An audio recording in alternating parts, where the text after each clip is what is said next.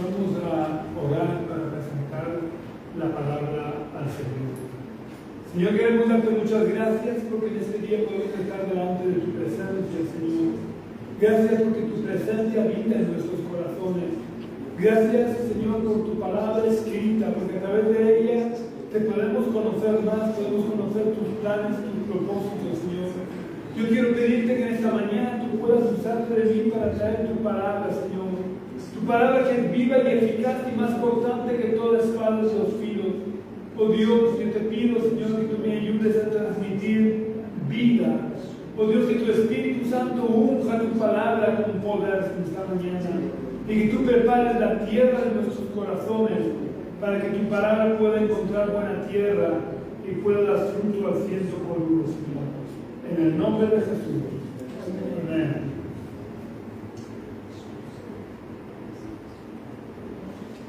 Todas las personas tenemos y vivimos de acuerdo a una escala de valores. Aunque no nos lo propongamos, de forma natural, vivimos de acuerdo a una escala de valores. Y esa escala de valores es la que marca nuestras prioridades. Por lo que esa escala de valores también condiciona todas nuestras decisiones, porque nuestras decisiones siempre van marcando el rumbo de nuestra vida y siempre dirigirá nuestra vida o el rumbo hacia lo que nosotros consideramos más importante. A veces, aunque sea en lo más profundo de nuestro corazón, sabemos que tenemos distorsionada nuestra escala de valores. Y eso, sin darnos cuenta, nos lleva a hablar de una manera y actuar de otra. Cuando esto ocurre y la gente se da cuenta, la gente que nos rodea puede pensar que somos hipócritas, porque decimos una cosa y hacemos otra. Y aunque pueda ser una actitud hipócrita, realmente a lo mejor no pretendemos serlo, sino que simplemente estamos tratando de ocultar la realidad de que en lo profundo de nuestro corazón sabemos que nuestra escala de valores no es correcta. Por lo que no queremos que se note mucho la distorsión de nuestra escala de valores y hablamos conforme a lo que sabemos que debe de hablar un cristiano, pero sentimos de manera diferente y por tanto actuamos de manera diferente. Como cristianos, sabemos cuál debe de ser nuestra prioridad, ya que conocemos más o menos la Biblia.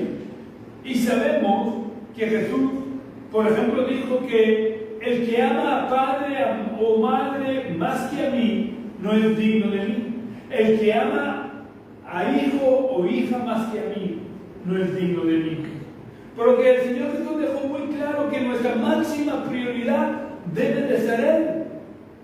Pero fue más claro todavía, si cabe, en Mateo capítulo 6 y versículo 33.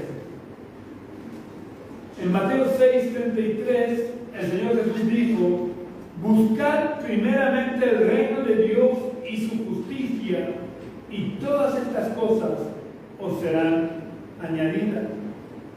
Muchas veces cuando hablamos, tratamos de ocultar el hecho de que realmente en nuestra vida el reino de Dios no es nuestra prioridad. Sabemos con la mente, porque lo hemos leído o lo hemos escuchado, que el reino de Dios debe de ser nuestra prioridad, pero con nuestro corazón sentimos de forma diferente. Y quizás amamos a nuestros padres, o a nuestros hijos, o a nuestros nietos, más que a Dios. O también ocurre a veces que nuestros hobbies son más importantes que el reino de Dios. Y siempre a la larga o a la corta, nuestra vida habla más fuerte que nuestras palabras y delata que nuestra escala de valores está distorsionada, porque Dios y el reino de Dios no ocupan el primer lugar en nuestro corazón ni en nuestra lista de prioridades. Cuando esto ocurre es porque realmente no hemos entendido el significado del versículo que acabamos de leer de Mateo 6:33. Porque las palabras de Jesús encierran una promesa que debería ser suficiente para al reino de Dios en nuestra absoluta y verdadera prioridad. Porque Jesús dijo que si el reino de Dios era nuestra prioridad, Dios nos añadiría todo lo demás. Cuando cometemos el error de buscar primeramente algunas de las cosas que deberían ser añadidas por Dios, si buscamos primeramente el reino de Dios, nos estamos perdiendo la grandísima bendición que es la presencia de Dios en nuestra vida. Pero además nos estamos perdiendo la bendición de que el Señor pueda añadir todas las demás cosas que no hemos buscado de forma prioritaria y que también son necesarias. Sin embargo, cuando el reino de Dios es nuestra prioridad y lo buscamos por encima de cualquier otra cosa, Dios se encarga de añadirnos todo lo demás. Como le ocurrió al rey Salomón, que cuando Dios le dijo, pídeme lo que quieras y yo le dé, él en vez de pedir riquezas o de pedir la victoria sobre sus enemigos, reconoció su pequeñez ante Dios y le pidió sabiduría para poder gobernar al pueblo de Dios. Y como no había pedido riquezas ni la victoria sobre sus enemigos, Dios le dijo, pues que sepas que yo te voy a dar sabiduría, pero además te voy a añadir riquezas y te voy a añadir la victoria sobre tus enemigos. Cuando el rey Salomón se enfocó en Dios, Dios le añadió todas las demás cosas. Y cuando nosotros enfocamos nuestra vida hacia la meta correcta, que es el reino de Dios y su justicia, Dios nos añade todas las demás cosas. Cuando leemos versículos de la Biblia, tenemos que tratar de entenderlos de verdad y ponerlos en práctica, porque la verdad que nos hace libres no es la verdad que hemos leído, ni siquiera es la verdad que conocemos. La verdad que nos hace libres es la verdad que incorporamos a nuestra vida, es la verdad que vivimos en nuestro diario vivir. Por lo que como cristianos tenemos que luchar por convertir el reino de Dios en nuestra absoluta prioridad. Y digo que tenemos que luchar porque no es fácil cambiar el rumbo de toda una vida. No es fácil cambiar el curso de un río. De la misma manera no es fácil cambiar la escala de valores por la que hemos estado viviendo toda nuestra vida. Pero se supone que cuando nos convertimos al Señor, morimos en la cruz con Jesús para resucitar a una nueva vida con Cristo, en la que Cristo es quien gobierna nuestra vida. Por eso Pablo le dijo a los cristianos de Galacia, en Gálatas 2:20, con Cristo estoy juntamente crucificado, y ya no vivo yo, mas vive Cristo en mí. Y lo que ahora vivo en la carne, lo vivo en la fe del Hijo de Dios, el cual me amó y se entregó a sí mismo por mí. Pablo nos deja lugar a dudas. Con Cristo estoy juntamente crucificado. Está hablando en su presente. Él estaba vivo, pero su carne la tenía crucificada con Cristo. Eso es lo que debería de ocurrir en el momento de nuestra conversión, para que a partir de ese momento ya no vivamos nosotros, sino que Cristo viva en nosotros. Y si Cristo vive en nosotros, ¿cuál será nuestra prioridad? ¿Cuál fue la prioridad de Cristo? Porque debemos de estudiar cuál fue la prioridad de Cristo, porque si Cristo vive en mí, la prioridad que tenía Cristo debe de ser la prioridad que yo tenga en este momento. Así que vamos a ver cuál fue la prioridad de Jesús. Durante toda su vida terrenal, Jesús dejó claro que su prioridad era la presencia de Dios y hacer todo aquello que el Padre quería que hiciera. Por eso Jesús se pasó tantas horas orando Y además dijo cosas como: he descendido del cielo no para hacer mi voluntad, sino la voluntad del que me envió. Y sus palabras siempre fueron apoyadas por su ejemplo de vida. En él nunca hubo contradicción entre lo que decía y lo que hacía. Así que debemos de tener debemos de tener claro que si hemos muerto con Cristo, las prioridades de Cristo deben de ser nuestras prioridades. Porque si hemos muerto con Cristo, Cristo es el que vive en nosotros. Y nuestra prioridad no puede ser otra que la presencia de Dios. Porque la prioridad de Jesús, siendo que Él era Dios, pero como hombre, siempre buscó la presencia de Dios. Siempre se fue a lugares retirados para orar. Siempre buscó el hacer lo que el Padre le había encomendado que hiciera. Él no hacía nada más que lo que Dios le había encomendado, que lo que el Padre le había encomendado que hiciera. Así que debemos de tener muy claro que si hemos muerto con Cristo y Cristo vive en nosotros, nuestra prioridad no puede ser otra que la presencia de Dios. Y en primer lugar, en nuestra escala de valores, tiene que ser el reino de Dios. Y el reino de Dios se establece en todo lugar en el que se obedece la voluntad de Dios. El lugar más importante para los judíos era el lugar santísimo, ya fuera el lugar santísimo del tabernáculo o del templo. Así que vamos a ver qué es lo que había en el lugar santísimo. Y lo vamos a ver en la carta a los Hebreos, capítulo 9, versículos 3 al 5.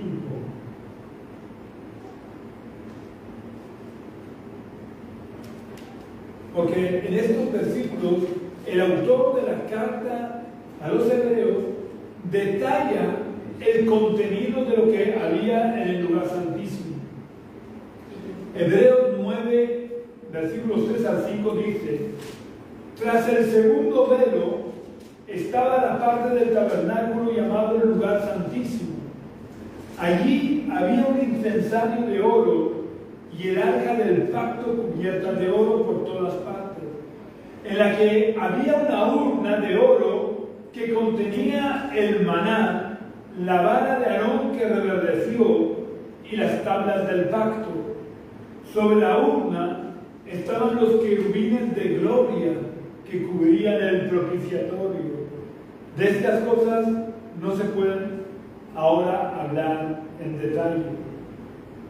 En el lugar santísimo estaba el incensario de oro, estaba el arca del pacto, estaba una muestra del maná que Dios había enviado en el desierto, estaba la vara de Aarón que reverdeció en un momento de rebelión del pueblo de Israel. Dios demostró que Aarón y Moisés eran sus siervos, haciendo que la vara seca de Aarón reverdeciera. Pues esa vara que había reverdecido estaba en el lugar santísimo. También estaban las tablas del pacto, es decir, donde Moisés escribió los 10 mandamientos después de que rompiera las piedras originales que Dios le había dado. Y estaban los querubines de gloria.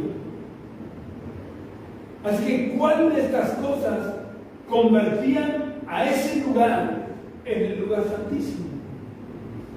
¿Había alguna de estas cosas que convertían ese lugar en el lugar santísimo? ¿O quizás fue el conjunto de todas estas cosas que convertían a ese lugar en el lugar santísimo? Pues la verdad es que ninguna de esas cosas convertía a ese lugar en el lugar santísimo. Lo más importante que había en ese lugar, que el autor de la carta a los Hebreos no cita, pero era lo que verdaderamente convertía ese lugar en el lugar santísimo, era la Shekinah, o traducido al castellano, la presencia manifiesta de Dios. Cuando se construyó el templo y ofrecieron los sacrificios, la nube de la presencia de Dios descendió y llenó el lugar de tal manera que los sacerdotes tuvieron que salirse fuera. No ya solo del lugar santísimo, sino que tuvieron que salirse fuera del templo. Porque lo más importante no son los objetos. No hay nada tan importante en nuestra vida, o no debería de haber nada tan importante en nuestra vida como la presencia de Dios. Y la presencia de Dios era lo que hacía que ese lugar se convirtiera en el lugar santísimo, porque Dios es un Dios 3 veces santo. Y esta es una lección que todo cristiano debemos de aprender. No hay nada más importante en la vida que la presencia de Dios. No hay nada mejor en la vida que la presencia de Dios. Esto lo dejó muy claro Jesús a Marta, cuando Marta estaba sirviendo a Jesús y a sus discípulos. No sé si os acordáis, que os pongo en situación. Jesús llega a Betania y siempre que él iba a Betania se alojaba en casa de sus amigos íntimos, que eran Lázaro, Marta y María. Y estando allí alojado, como siempre, el Señor Jesús estaba enseñando. Y María estaba recostada a los pies de Jesús. Y Marta estaba sirviendo a Jesús y estaba sirviendo a los discípulos. Y Marta se sintió un poco molesta porque todo el trabajo lo estaba haciendo ella, mientras que su hermana estaba allí a los pies de Jesús. Y Marta le dice a Jesús: oye, Jesús, por favor, dile algo, no estar aquí solo sirviéndote. Es decir, Marta no estaba haciendo nada malo, al contrario. Marta estaba sirviendo a Jesús y estaba sirviendo a los discípulos de Jesús. No sé si os acordáis que está escrito que si le damos a alguien un vaso de agua, si le damos a un profeta un vaso de agua por ser profeta, recompensa del profeta tendrá. Es decir, que Marta estaba sirviendo a Jesús y por lo tanto debía de recibir la recompensa de estar sirviendo a Jesús. Pero ¿qué le dice a Jesús? ¿Qué le responde Jesús a Marta cuando Marta le dice que le diga algo a su hermana? Pues Jesús le contesta: Marta, Marta, afanada en tu hogar estás con muchas cosas, pero solo una cosa es necesaria, y María ha escogido la buena parte, la cual no le será quitada. Quiero recordar que Marta no estaba perdiendo el tiempo. Marta estaba sirviendo a Jesús, insisto y lo recalco porque es muy importante. Marta estaba sirviendo a Jesús y a sus discípulos. Sin embargo, Jesús le dice que María era la que había escogido la buena parte. ¿Y cuál era la buena parte que había escogido María? Estar recostada a los pies de Jesús, escuchando las enseñanzas de Jesús.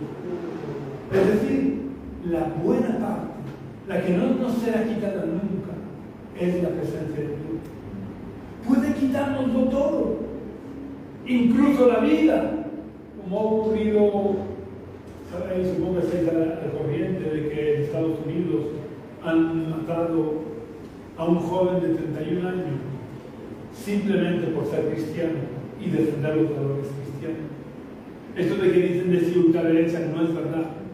Él simplemente defendía los valores cristianos. Yo he escuchado parte de lo que le estaban preguntando y lo que él estaba respondiendo cuando le tenían pegado el tiro.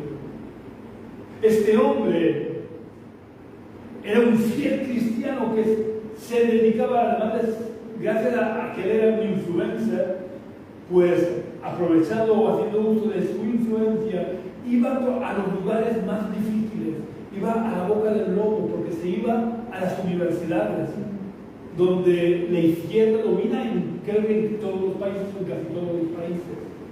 Se iba a las universidades a debatir con los jóvenes para reivindicar los valores cristianos. Y eso le ha costado la vida. Pueden quitarnos la vida, pero lo que nunca podrán quitarnos es la presencia de Dios. Porque si nos quitan la vida, nos vamos a la presencia de Dios. Este hermano Kirk, que se llama, descansa ya en los brazos del Señor. Pero si os acordáis en vuestras oraciones, orad por su familia, porque es muy duro para su esposa haberse quedado sola con los dos niños pequeñitos, sus dos hijos pequeñitos. Pero tenemos que tener claro que la presencia de Dios es lo mejor y es lo más importante que podemos tener. Es más importante tener la presencia de Dios incluso que servir a Dios. Y a veces cometemos el error de querer servir al Señor sin antes estar a los pies de Jesús, escuchando sus dulces palabras.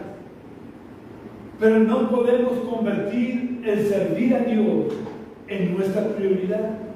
Siempre la prioridad del cristiano, y mucho más si queremos servir al Señor, debe de ser la presencia de Dios. Que la prioridad en la vida de cualquiera debe de ser la presencia de Dios.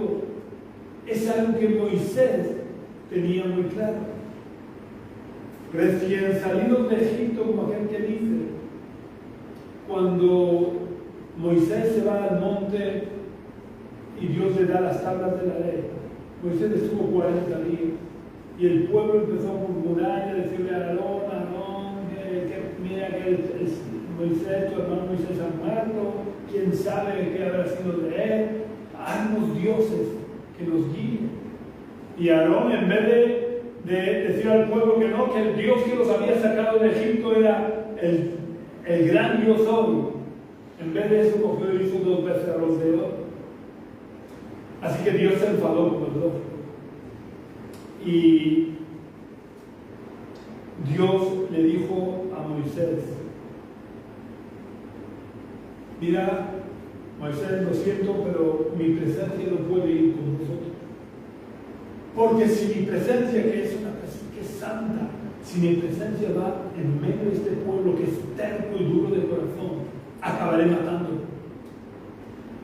Así que no te preocupes, que yo voy a enviar a mi ángel que vaya con vosotros y os dé la victoria sobre vuestros enemigos. ¿Qué hubierais hecho vosotros si Dios os dice, no te preocupes, que aunque mi presencia no vaya contigo, yo envío mi ángel que vaya delante de ti? ¿Qué hubiéramos respondido nosotros? Yo sinceramente me hubiera conformado.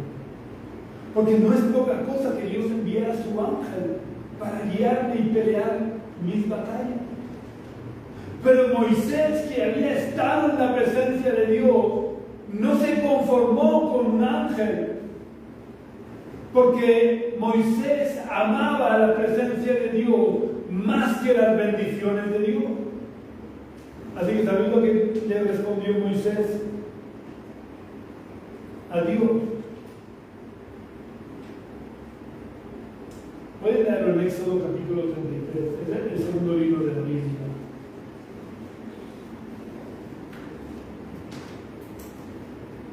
En Éxodo capítulo 33, versículo 15, Moisés respondió, si tu presencia no ha de acompañarnos, no me saques de aquí. Daros cuenta del valor que Moisés le daba a la presencia de Dios. Moisés no se conformaba con un ángel de Dios. Moisés le dice a Dios, si tu presencia no ha de venir, no nos saques de aquí. En otras palabras está diciendo, mátanos, destruyenos. Si tu presencia no ha de venir con nosotros, no queremos ir a ninguna, o no quiero ir a ninguna. Moisés no lo dudó, porque su escala de valores estaba en el orden correcto. Ser guiado por un ángel estaba muy bien, pero no era lo mejor. Y sabéis, el mayor enemigo de lo mejor no es lo malo. El mayor enemigo de lo mejor es lo bueno. Porque cuando tenemos lo bueno nos conformamos. Pero Moisés no se conformó con lo bueno. Moisés quería lo mejor.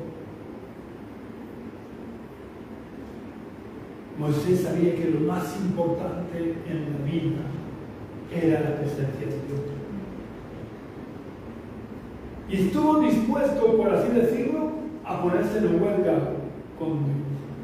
y a negarse a avanzar si la presencia de Dios no llega. Esta es una lección que deberíamos de aprender. No hay nada mejor ni nada más importante en nuestra vida que la presencia de Dios. Ni siquiera, como hemos visto antes, servir a Dios es lo mejor. Ni siquiera que un ángel nos guíe es lo mejor. Lo mejor es habitar en la presencia de Dios. Lo mejor es estar a los pies de Jesús, escuchando su dulce voz, porque es en su presencia que Dios nos revela sus planes. Es en su presencia que Dios nos revela su voluntad. Y es cuando vivimos en la presencia de Dios y obedecemos su voluntad que Dios nos añade todas las demás cosas. Pero cuando vivimos entretenidos buscando las demás cosas, nos perdemos la bendición de la presencia de Dios. Y nos perdemos la bendición de que Dios añada todo lo que necesitamos. Otro ejemplo de persona que sabía que no había nada mejor que la presencia de Dios fue el rey David. Y eso que el rey David para nada fue perfecto. En la Biblia se recogen varias de sus imperfecciones, varios de sus pecados, que no fueron cualquier cosa sus pecados. David era un hombre sujeto a las mismas debilidades que nosotros, o posiblemente peor. Cometió pecados que probablemente nosotros nunca cometeremos. Porque, por ejemplo, uno de sus pecados fue cometer adulterio. Teniendo todas las mujeres que él quería, se tuvo que fijar en una mujer casada y cometió adulterio.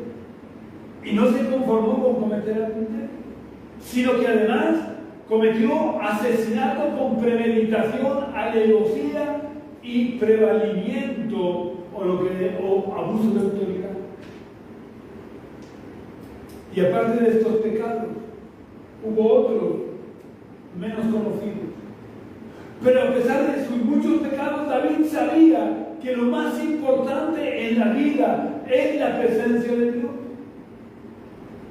Y para que nos demos cuenta de lo consciente que era David, de que lo más importante era la presencia de Dios, vamos a leer un versículo de uno de los salmos de arrepentimiento. A David se diferenció de Saúl, en que Saúl realmente nunca se arrepintió de corazón de sus pecados. Pero David, cada vez que era consciente de sus pecados, se arrepentía de todo corazón y escribió 3 salmos de arrepentimiento. Uno de ellos es el Salmo 51. Y vamos a leer el versículo 11, en el que podemos ver cuál era la prioridad del rey David, o qué era lo más importante para David.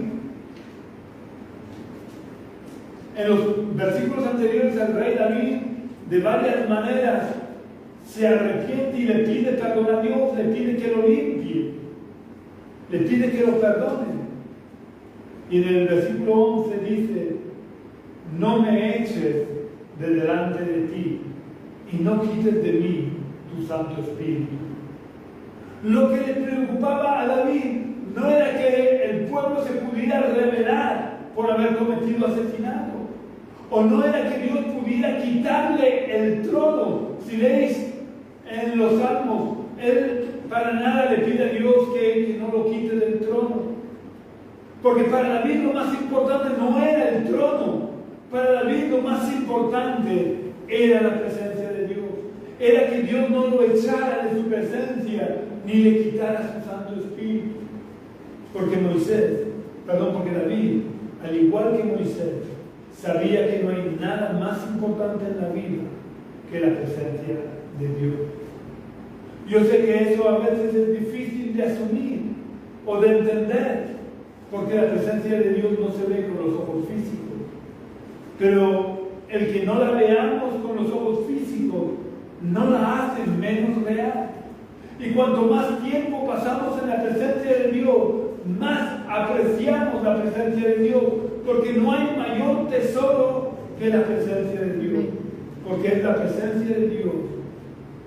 Es en la presencia de Dios que Dios se revela y nos da a conocer sus caminos y su voluntad.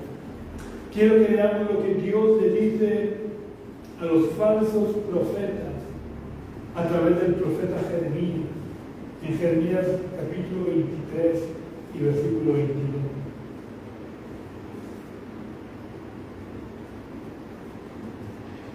Dios le dice a Jeremías respecto a los falsos profetas que había en ese tiempo en Israel y en Judá. Dios le dice: si ellos hubieran estado en mi secreto, es decir, en mi presencia, habrían hecho oír mis palabras a mi pueblo y lo habrían hecho volver de su mal camino y de la maldad de sus obras. Estar en el secreto de Dios es estar en la presencia de Dios. Es cumplir lo que Jesús dijo de que debíamos entrar en nuestra habitación y cerrar la puerta, estando en secreto, orar a Dios. Y Dios que ve en los secretos nos recompensará en público. Pero debemos ir con cuidado de no caer en la trampa del enemigo, de querer entrar en el secreto de Dios para luego ser recompensado en público. Tenemos que buscar el secreto de Dios, la presencia de Dios, simplemente por estar a solas con Dios, porque realmente no hay mayor recompensa que la misma presencia de Dios. Pero la presencia de Dios la necesitamos todos los días.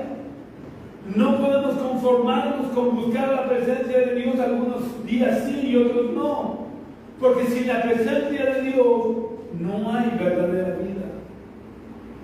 ¿Sabéis? Porque lo he enseñado en numerosas ocasiones, que todo lo que ocurrió en el Antiguo Testamento, además de ser útil para el pueblo al que fue dirigido, tiene una enseñanza de valor universal. Así que vamos a leer unos versículos que podrían ser incomprensibles para el pueblo de Israel, pero que tienen mucho sentido, o deberían de tener mucho sentido para nosotros. Vamos a leer en el libro del Éxodo, volvemos al segundo libro de la Biblia, libro del Éxodo, capítulo 16. Vamos a leer los versículos 4 y 5.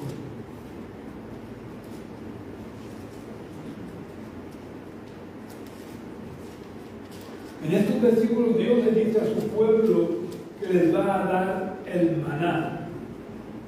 ¿Sabéis? El pueblo cuando salió de Egipto murmuró contra Dios porque no tenían comida y Dios les da el maná. El maná era como, no sé cómo describirlo, la Biblia lo describe como unas hojuelas, no sé cómo describirlo, pero Dios le dio el maná para que se alimentaran. Pero Dios le dio las pautas a Moisés de cómo el pueblo debía de recoger el maná. Y dice en Éxodo 16, 4 y 5, Jehová le dijo a Moisés: mira, yo os haré llover pan del cielo. El pueblo saldrá y recogerá diariamente la porción de un día, para que yo lo pruebe si anda en mi ley o no. Pero en el sexto día se prepararán para guardar el doble de lo que suelen recoger cada día. Porque en el séptimo día era el día del descanso, el Shabbat, y no podían hacer ningún trabajo, y por tanto no podían salir a recoger el maná. Entonces, daros cuenta, Dios le dice: todos los días el pueblo saldrá a recoger el maná, y el sexto día recogerán el doble. El pueblo de Israel, que como Dios mismo dice, era un pueblo terco y duro de corazón, no creyó y pensó que a lo mejor al día siguiente no iba a haber maná. Así que muchos de ellos recogieron más maná que el que podían comerse en un día. ¿Qué es lo que pasó? Que al día siguiente ese maná que habían cogido de más estaba podrido y abusado. Sin embargo, cuando llegó el sexto día, cogieron el doble de maná, y el séptimo día el maná no se había estropeado, estaba tan fresco como recién cogido. Daos cuenta que Dios perfectamente podría haber dejado que su pueblo cogiera maná para varios días, porque en el séptimo día el maná del sexto no se había agusanado ni se había estropeado. ¿Por qué Dios no permitió que durante 5 días el pueblo cogiera más maná que el que necesitaba para ese día y tuviera que salir todos los días a por maná? Pues Dios permitió esto para que nos sirviera de enseñanza a nosotros. Que todos los días necesitamos salir a buscar la presencia de Dios para tener suficiente alimento espiritual. No vale con que un día busquemos la presencia del Señor y otro no. Todos los días tenemos que salir a buscar la presencia de Dios, porque el alimento espiritual no sirve de un día para otro. El alimento espiritual tiene que ser fresco cada día, porque cada día tiene su propio afán y necesitamos el alimento espiritual de ese día para poder enfrentar los desafíos y los retos de ese día. El pueblo de Israel experimentó esto, además de con el maná, con un episodio de su historia en el que vamos a meditar. Resulta que, como de costumbre, el pueblo de Israel se rebela contra Dios y contra Moisés, por lo que Dios los castiga enviándoles serpientes ardientes que les picaban, y todo aquel que era picado por esas serpientes moría. No había ningún remedio contra la picadura de esas serpientes, no había ningún antídoto, por lo que todo aquel que era mordido por esas serpientes moría irremisiblemente. Así que empezó a haber una gran mortandad entre el pueblo. Claro, al ver la mortandad, el pueblo se arrepintió de haber murmurado contra Dios y contra Moisés, pidió perdón a Dios y clamó a Dios para que Dios interviniera, para que cesara la mortandad en el pueblo. Así que vamos a ver qué ocurrió, qué es lo que Dios les dijo que hicieran. Vamos a ver en el libro de Números, es el 4º libro de la Biblia, 2 libros después de Éxodo.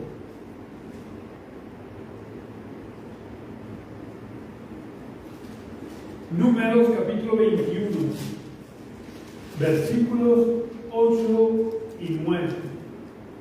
Dice: y Jehová le respondió a Moisés. ¿Vale? Esto lo entendió para que se vea quién le habla. Y Jehová le respondió: hazte una serpiente ardiente y ponla sobre un asta. Cualquiera que sea mordido y la mire, vivirá. Es decir, el pueblo ya no tenía que hacer gran cosa para, una vez alguien era mordido por la serpiente, antes de morir, tenía que mirar hacia la serpiente que estaba encima del asta y automáticamente era sanado.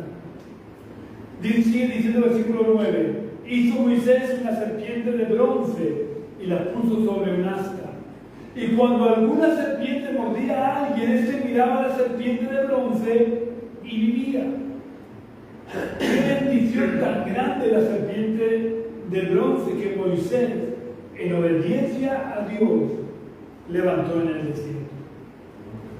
De hecho, esa serpiente de bronce que Moisés levantó en el desierto no solo sirvió para la sanidad de los israelitas de ese tiempo, que eran mordidos por la serpiente, sino que además era una imagen simbólica o un anuncio profético de que el Mesías sería levantado para que todo aquel que en él creyera no se perdiera, mas tuviera vida eterna.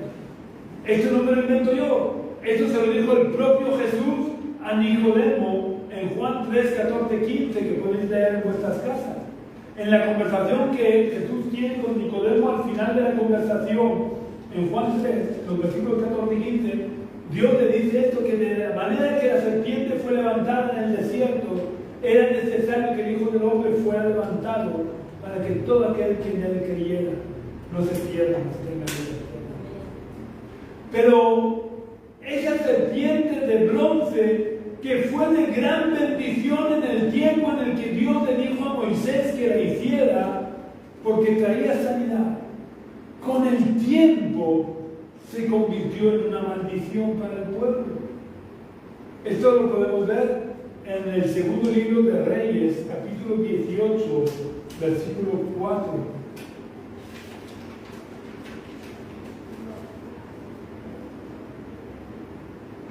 En 2 de Reyes, capítulo 18, versículo 4, hablando del rey Ezequías, dice: quitó los lugares altos, quebró las imágenes, rompió los símbolos de acera. Los lugares altos eran los lugares donde estaban los ídolos. Quebró las imágenes de todos los ídolos, rompió los símbolos de acera, que era una diosa cananea. Dice, e hizo pedazos la serpiente de bronce que había hecho Moisés, porque hasta entonces los hijos de Israel le quemaban incienso y la llamaban Nehushtan. Habían pasado muchos siglos desde que Moisés había hecho la serpiente de bronce. Y con el paso del tiempo, lo que había sido de gran bendición para el pueblo se convirtió en motivo de maldición, porque el pueblo la convirtió en un ídolo. Y es que no podemos conformarnos con las bendiciones pasadas. Al igual que con el maná, todos los días necesitamos salir de nuestro confort para buscar la presencia de Dios. Porque Jesús dijo, mi Padre os da verdadero pan del cielo. Porque el pan de Dios es aquel que descendió del cielo y da vida al mundo. Es decir, está diciendo que el verdadero pan del cielo no fue el maná que Dios le dio a Moisés, sino que era Él mismo. El verdadero maná era Dios mismo. Y el maná, al igual que la serpiente de bronce, además de la bendición que supuso para los israelitas de su tiempo, era una imagen simbólica o un anuncio profético del Mesías. Porque Jesús es el verdadero pan del cielo. Por lo que todos los días tenemos que buscar la presencia de Dios para que Dios nos pueda alimentar con el verdadero pan del cielo. El maná del día anterior se podría y se agusanaba, y la serpiente de bronce con el paso de los años se convirtió en una maldición. Y la presencia de Dios de hoy y la bendición que Dios nos da hoy sirve para hoy, pero no para mañana. La presencia de Dios hoy nos alimenta espiritualmente hoy, pero no mañana. Por eso todos los días necesitamos buscar la presencia de Dios y llenarnos de su presencia para alimentar nuestro espíritu cada día y saciar nuestra sed espiritual cada día. Para alimentar nuestro espíritu y fortalecer nuestra vida espiritual, no sirve lo que recibimos de Dios en el pasado, ni siquiera lo que recibimos ayer. Todos los días necesitamos buscar la presencia de Dios. Todos los días necesitamos ser como María, recostándonos a los pies del Señor para escuchar su voz y recibir dirección y ser fortalecidos en el Espíritu. Vamos a terminar leyendo en el Evangelio de Juan, capítulo 6 y versículo 35. En Juan, capítulo 6, versículo 35, Juan nos relata. Jesús les respondió, yo soy el pan de vida. El que a mí viene nunca tendrá hambre, y el que en mí cree no tendrá sed jamás. Escucha la voz de Jesús en esta mañana que te está diciendo, el que a mí viene nunca tendrá hambre, y el que en mí cree no tendrá sed jamás. ¿Quieres no volver a tener hambre ni sed espiritual? Tienes que recibir a Jesús en tu corazón y dejar que Él tenga el control de tu vida. No hay nadie más importante, no hay nadie que pueda saciar tu hambre y tu sed espiritual. Así que si quieres venir a Jesús y entregarle tu corazón, te invito a que repitas la oración que voy a hacer. Para eso te pido que cierres por unos momentos tus ojos y repite la oración conmigo. Señor Jesús, quiero abrirte la puerta de mi corazón. Quiero comer del verdadero pan de vida y beber de la verdadera agua que sacia la sed. Quiero, Señor, que tú habites en mi corazón, para que tú seas una fuente de vida, una fuente de agua viva en mi corazón. Perdona todos mis pecados. Reconozco que he pecado y que he hecho lo malo delante de ti. Y te pido que me perdones, te pido que me limpies, te pido que me restaures y que reines en mi corazón. Que tú seas el Señor de mi vida. Que no seas alguien de quien he oído hablar, sino que cada día pueda buscar tu presencia y pueda oír tu voz, desde hoy y para siempre. Amén. Si has hecho la oración, no dejes de buscar una iglesia donde se predique de verdad el Evangelio y no tradiciones humanas, y te unas a ellos, porque todos somos miembros de un cuerpo. Todos somos miembros de la Iglesia Universal, y los miembros del cuerpo no podemos vivir aislados, no podemos ser llaneros solitarios. Y si no has hecho la oración, quiero decirte que no dejes para mañana lo que debes de hacer hoy, porque tal vez mañana sea demasiado tarde. No quiero asustarte, no quiero meterte miedo, pero tú sabes de la fragilidad de la vida humana. Un simple virus que no somos capaces de ver, ni siquiera con un microscopio normal, es capaz de matarnos. Así que no dejes para mañana. Haz una oración que salga de tu corazón y recibe a Jesús en tu corazón. También quiero pedirte que por favor compartas el culto en tus redes sociales, para que de esta manera el Evangelio se pueda extender lo más posible. También, si queréis visitarnos, seréis muy bienvenidos. Podéis venir aquí donde nos congregamos, que es la calle Río Júcar, número 19 bajo, del barrio de los Dolores de Cartagena. Nos reunimos los domingos a las 11 de la mañana. Si nos visitas vas a ser muy bienvenido y podrás compartir con nosotros la presencia de Dios. Podrás unirte a las alabanzas con nosotros. También puedes contactar conmigo a través del teléfono que figura en esta página de Facebook de la Iglesia Génesis. Preferiblemente llámame por las tardes porque por las mañanas trabajo y no suelo poder responder al teléfono. También puedes visitar nuestra web, que es iglesiagenesis.gindofree.com. Iglesia Génesis se escribe tal cual suena, sin acentos, sin mayúsculas, .gindofree, deletreado JIMDOFREE.com. Un abrazo muy fuerte, que Dios te bendiga y te guarde hasta la semana que viene, si Dios quiere.